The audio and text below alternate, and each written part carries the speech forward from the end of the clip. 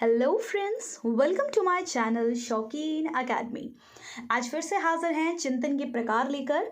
सबसे पहला हमारा चिंतन है कन्वर्जेंट थिंकिंग, यानी कि संस्कृत चिंतन, जिसको हम अभिसारी चिंतन के नाम से जानते हैं। 1956 में जेपी गिलफोर्ड ने ये दो नाम दिए थे, एक कन्वर्जेंट थिंकिंग और एक डाइवर्जेंट थिंकिंग, यानी कि अभिसारी चिंतन और अपसारी चिंतन। इसके अंदर क्या होता है फ्रेंड्स, जो किसी समस्या के लिए एक अच्छे उत्तर देने पर जोर देती है। इसमें समस्या एक ही बिंदु पर केंद्रित होती है तथा समस्या का एक ही हल होता है। इसको मैं आपको एक एग्जाम्पल देके समझाती हूँ। जैसे कि आप एक टीचर हो, आपने बच्चों से पूछा, बेटा भारत की राजधानी क्या है? इसका उत्तर क्या होगा? एक ही होगा। बच्चे बोलेंगे दिल्ली। इसके कोई अलग आंसर्स तो नहीं हो सकते। दूसरा क्वेश्चन आता है, भारत का राष्ट्रपति कौन है? इसका भी एक ही आंसर होगा, जो भी उस टाइम वर्तमान में होगा। तो यानी कि इसके अंदर क्या होता है फ्रेंड्स कि जो भी क्वेश्चन आप पूछ रहे हो उसका एक ही आंसर होगा। ठीक है, इसके द्वारा खोजा गया जो समाधान होता है वो क्लोज एंडेड होता है, शीघ्र समाधान मिल जाता है इसके अंदर। और जो इसके समाधान होते हैं वो बहुत ज़्यादा शुद्ध होते हैं, क्योंकि ये फैक्ट्स पर आधारित होता है, यानी कि तथ्यों पर आधारित होता है। नेक्स्ट आता है आपके सामने डाइवर्जेंट थिंकिंग, यानी कि अपसारी चिंतन, जिसको NIOS में दिया गया है भिन्न चिंतन। जब किसी व्यक्ति के सामने कोई समस्या रखी जाती है एवं उस समस्या के समाधान के रूप में वो व्यक्ति अपनी कल्पना शक्ति और सृजनात्मकता यानी कि क्रिएटिविटी का प्रयोग करता है तथा उस समस्या के समाधान के रूप में एक से अधिक हल प्रस्तुत करता है, तो इस प्रकार के चिंतन को हम अपसारी चिंतन कहते हैं। जैसे कि फॉर एग्जाम्पल, अगर आपके पास जादुई पेंसिल हो तो आप क्या करोगे?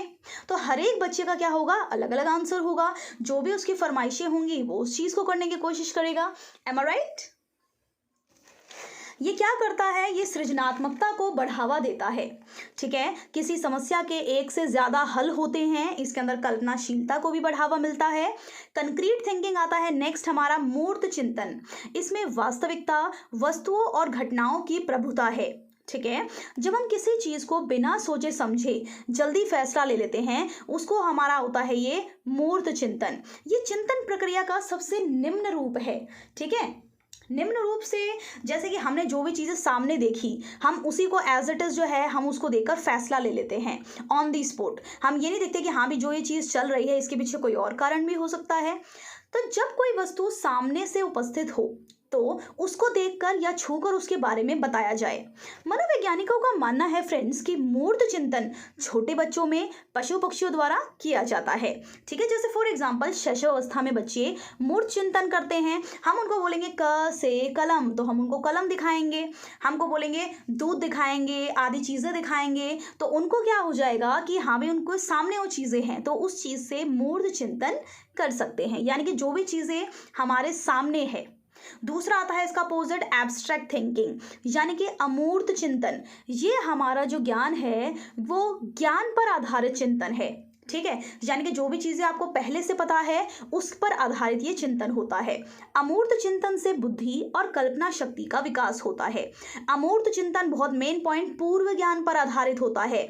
इसका संबंध मानसिक जगत से होता है। अमूर्त चिंतन के लिए किसी वस्तु पर प्रत्यक्ष रूप से सामने होना जरूरी नहीं है। जो भी चीजें आपको पहले से पता है आपको सामने होने की जरूरत नहीं है। जैसे आपको मैथ्स के फॉर्मूलाज पता है तो आपके लिए सामने नहीं होने की जरूरत है, उसको आप माइंड में उस चीज को याद करते रहते हैं। फॉर एग्जाम्पल, बच्चों को 4 पैरों वाला जानवर का कॉन्सेप्ट समझाया कि वो डॉग है। पार्क में एक दिन पापा ने पूछा ये कौन है, तो बच्चे ने पूर्व ज्ञान पर आधारित जवाब दिया, डॉगी। नेक्स्ट आता है हमारे पास रिफ्लेक्टिव थिंकिंग, यानी कि चिंतनशील चिंतन। ये आलोचनात्मक चिंतन प्रक्रिया का भाग है, यानी कि क्रिटिकल थिंकिंग की प्रोसेस जो होती है उसका एक भाग है। यह विशेषकर विश्लेषण करने और जो भी कुछ हुआ है उस पर आधारित होता है। ठीक है फ्रेंड्स, जैसे कि फॉर एग्जांपल हम बस स्टैंड पर जाते हैं और हमारी बस छूट जाती है, तो हम क्या फैसला लेते हैं कि भैया कल से तो हम घर से ना 5 मिनट पहले निकलेंगे, तो ये हमारी बस जो है वो नहीं छूटेगी। नेक्स्ट आता है हमारे सामने क्रिटिकल थिंकिंग, यानी कि आलोचनात्मक चिंतन। आलोचनात्मक चिंतन में क्या होता है, इसके अंदर to the point precise thinking होती है, ठीक है। ये सेल्फ एग्जामिन्ड होती है, सेल्फ जजमेंट थिंकिंग होती है। जो ये हमारी क्रिटिकल थिंकिंग है, इसके लिए आपको NIOS के अंदर स्टेप्स दिए गए हैं। सबसे पहला स्टेप है हमारा द रिफ्लेक्टिव थिंकिंग, यानी कि अचिंतनशील विचारक व्यक्ति चिंतन संबंधी महत्वपूर्ण समस्याओं से अनजान है। ये है हमारी क्रिटिकल थिंकिंग की पहली स्टेज, ठीक है। नेक्स्ट स्टेज आती है इसकी द चैलेंज्ड थिंकर, यानी कि चुनौतीपूर्ण विचारक व्यक्ति चिंतन संबंधी समस्याओं की जानकारी रखता है। फिर थर्ड स्टेज में क्या होता है, द बिगनिंग थिंकर, यानी कि शुरुआती विचारक व्यक्ति सुधार करने की कोशिश करता है लेकिन बिना नियमित अभ्यास के। फिर नेक्स्ट स्टेप में क्या करता है, वो प्रैक्टिसिंग थिंकर बन जाता है, यानी कि अभ्यासी विचारक व्यक्ति नियमित अभ्यास की जरूरत को समझता है। फिर फिफ्थ स्टेज में क्या होता है, एडवांस्ड थिंकर बन जाता है, वो व्यक्ति अभ्यास के हिसाब से उस चीज को करना शुरू कर देता है। नेक्स्ट आ जाता है हमारे पास सिक्स्थ एंड लास्ट, पारंगत विचारक व्यक्ति कुशल है और व्यवहारिक चिंतन उसका दूसरा स्वभाव है। ये था हमारा क्रिटिकल थिंकिंग। नेक्स्ट आती है थिंकिंग हमारी इंडक्टिव थिंकिंग, यानी कि आगमनात्मक चिंतन। आगमनात्मक चिंतन प्रक्रिया को अक्सर सामान्यकरण कहा जाता है, जनरलाइजेशन, क्योंकि इसमें तथ्यों के विशिष्ट से सामान्य की ओर बढ़ा जाता है, ठीक है। ये संभावना पर आधारित है, ना कि निश्चितता पर। पहले एग्जाम्पल दिए, उसके बाद उसका रूल बताया। जैसे कि बहुत ही कॉमन एग्जाम्पल है, बच्चों को हम सबसे पहले संख्या के एग्जाम्पल्स बताते हैं, बेटा ये जगह का नाम है, ये इसका नाम है, उसके बाद उसको संज्ञा का कॉन्सेप्ट हम समझाते हैं। नेक्स्ट आता है हमारे सामने डिडक्टिव थिंकिंग, यानी कि निगमनात्मक चिंतन। ये होता है फ्रेंड्स हमारा जनरल टू स्पेसिफिक, जो हमेशा तर्क का उपयोग करके निष्कर्ष निकालती है। फॉर एग्जाम्पल सबसे पहले हमें रूल याद है A+B का होल स्क्वायर, तो हम जब इसको यूज करेंगे तो हमारा उत्तर अवश्य निकल जाएगा। ओके, तो ये हो गया हमारा डिडक्टिव थिंकिंग। ये हमारी 8 प्रकार की थिंकिंग थी जो हमने इसके अंदर अभी डिस्कस करी है। अब आता है हमारे पास फ्रेंड्स चिंतन के उपकरण, यानी कि टूल्स ऑफ थिंकिंग। चिंतन उपकरण वे तकनीकें हैं जो हमारे मस्तिष्क को व्यवस्थित और प्रभावी रूप से उपयोग करने में सहायता करते हैं, ठीक है। चिंतन उपकरणों के प्रयोग से निर्धारित विचार सुव्यवस्थित रूप से जोड़े जा सकते हैं, जैसे कि फॉर एग्जाम्पल प्रश्न पूछना, अवधारणाएं, मानसिक नक्शे, कोड। कुछ उपकरण हैं जो हमारे चिंतन को बढ़ावा देते हैं, तो हम इनके बारे में अब डिस्कस करते हैं। विलियम विलन ने कहा है, जो व्यक्ति प्रश्न पूछता है वह सोचता है। सिंपल सी बात है, जब आप कुछ सोचोगे तभी तो आप उस चीज़ का प्रश्न कर पाओगे। बच्चों में चिंतन कौशल विकसित करने का एक सबसे आसान व सरल तरीका है प्रश्नों को सही तरह शब्दों में पिरोना। आप टीचर हैं, जब शिक्षक और अभिभावक ऐसे प्रश्न पूछना सीख जाते हैं तो बच्चों की चिंतन प्रक्रियाओं को उत्तेजित कर सके तो हर उम्र के बच्चों के लिए अधिगम मजेदार हो सकता है। यानी कि एज अ टीचर आपको अच्छे क्वेश्चन पूछने आने ही चाहिए। अब हम बात करते हैं ब्लूम के वर्गीकरण के अनुसार विभिन्न प्रकार के प्रश्नों में विभिन्न स्तर के चिंतन की आवश्यकता होती है, जैसे ज्ञान, समझ व प्रयोग अधिक मूर्त चिंतन कौशल हैं। विश्लेषण, संश्लेषण और मूल्यांकन में अमूर्त चिंतन कौशलों की आवश्यकता होती है और उन्हें आलोचनात्मक चिंतन कौशल कहते हैं। ज्ञान कौशल के परीक्षण के लिए प्रयोग किए जाने वाले शब्द कौन से हैं? कितने, कब, कहाँ, सूची बनाओ, परिभाषित करो, पहचानो आदि, जो तथ्य आधारित उत्तर देते हैं और बच्चे की पुनः स्मरण और पहचान की शक्ति को ये बढ़ावा देते हैं। आप साथ साथ में स्क्रीनशॉट लेते रहें, अपने नोट्स बनाते रहें, नहीं तो मैं आपको इसके PDF जो है प्रोवाइड करवा दूंगी। कौशलों का परीक्षण करते हैं। बोधात्मक कौशल में क्या होता है? इसके अंदर होता है वर्णन करो, स्पष्ट करो, अनुमान लगाओ, पहचानो, विभेदन करो। इन सब शब्दों का हम प्रयोग करते हैं। ओके, प्रयोग कौशल के अंदर हम क्या करते हैं? प्रदर्शित करो, प्रयोग करो, चित्रित करो, दिखाओ, हल करो, जांच करो, वर्गीकृत करो आदि शब्दों का हम इसके अंदर प्रयोग करते हैं। ये बहुत ही मोस्ट इंपॉर्टेंट है, हर बार इसमें से क्वेश्चन आए हैं। इनमें से कोई भी क्वेश्चन पूछ लेंगे और पूछेंगे कि हाँ भाई ये बताइए कि ये कौन से उससे है, कौन से कौशल का इससे पता चलता है, स्पष्ट करो से किसका पता चलता है, इस तरीके से। तो बहुत ही डीपली आपको इस सब चीज़ को याद करना है। जो बच्चों को ज्ञान का प्रयोग नई व अपरिचित परिस्थितियों में करने के लिए प्रेरित करता है। नेक्स्ट है हमारा 6th पॉइंट, विश्लेषण कौशल। विश्लेषण कौशल में होगा आपका अंतर करो, विश्लेषण करो, स्पष्ट करो, तुलना करो, पृथक करो, वर्गीकृत करो, व्यवस्थित करो आदि शब्दों का प्रयोग करो, ताकि बच्चे दी गई सूचना को अलग भागों में पृथक के लिए प्रेरित हों, उसको अलग अलग करने के लिए वो प्रेरित हो जाएं, मोटिवेट हो जाएं। ठीक है,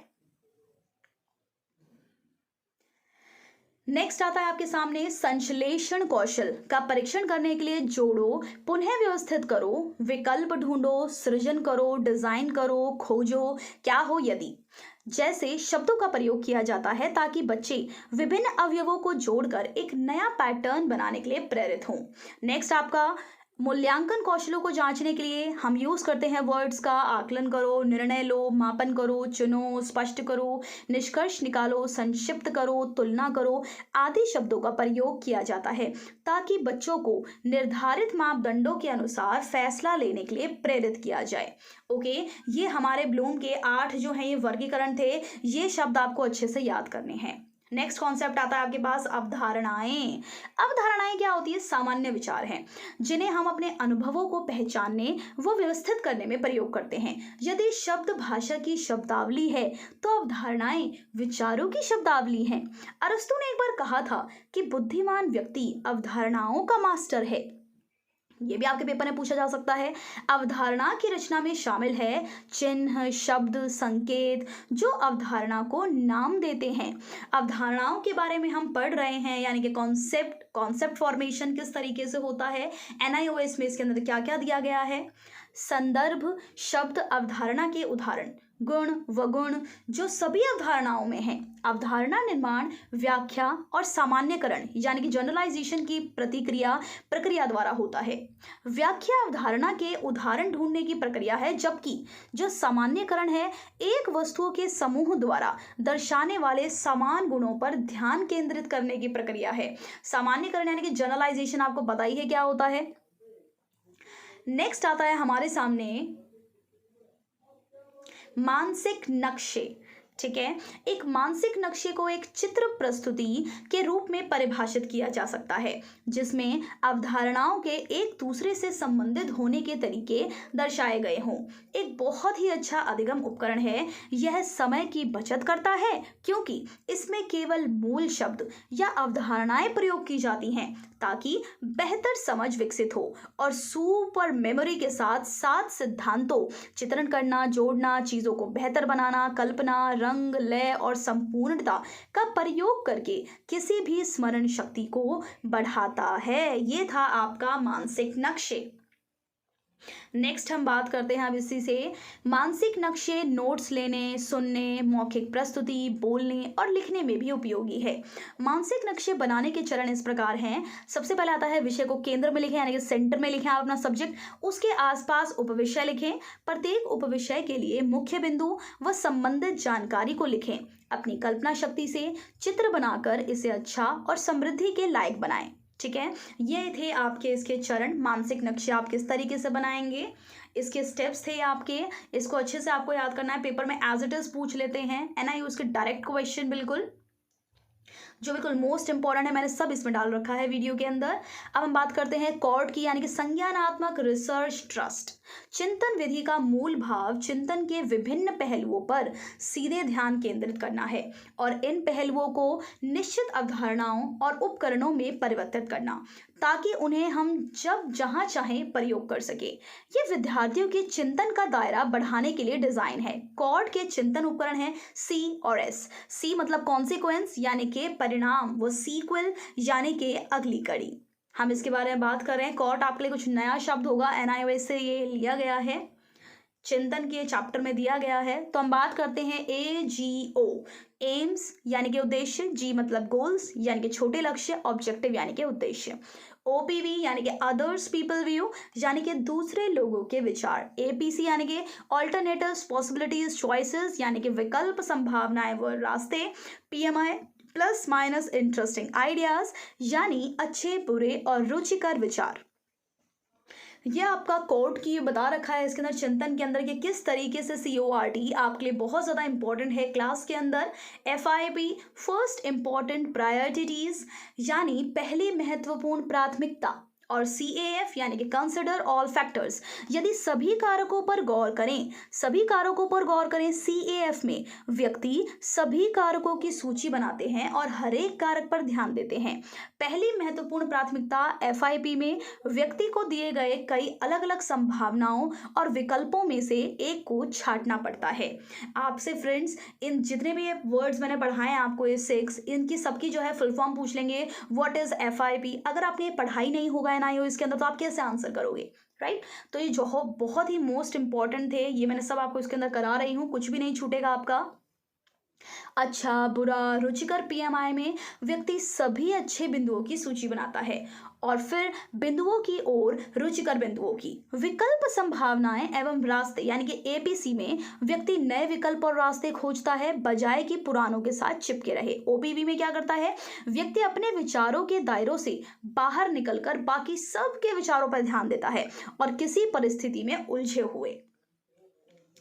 ये आपको सब चीज़ें बता रखी हैं कि ये किस किस तरीके से हमारी लाइफ में जो है हेल्पफुल है, ये थिंकिंग किस तरीके से हम इसको क्लास में यूज़ कर सकते हैं।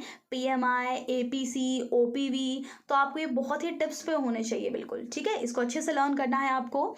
बड़े उद्देश्य, लक्ष्य और उद्देश्य में व्यक्ति उद्देश्यों को चुनता है और परिभाषित करता है ताकि उसे अपने उद्देश्य स्पष्ट हों और दूसरों को भी उद्देश्य की समझ हो। परिणाम और अगली कड़ी में व्यक्ति तत्कालीन, कम अवधि, मध्यम अवधि और लंबी अवधि के परिणामों पर गौर करता है, ठीक है। कम अवधि यानी कि 1 से 2 साल, मध्यम अवधि यानी कि 2 से 5 साल और लंबी अवधि के परिणामों पर जो है, लंबी अवधि तो मतलब हो गया ना, बहुत ज़्यादा टाइम हो गया, उस पर गौर करते हैं। Thank you.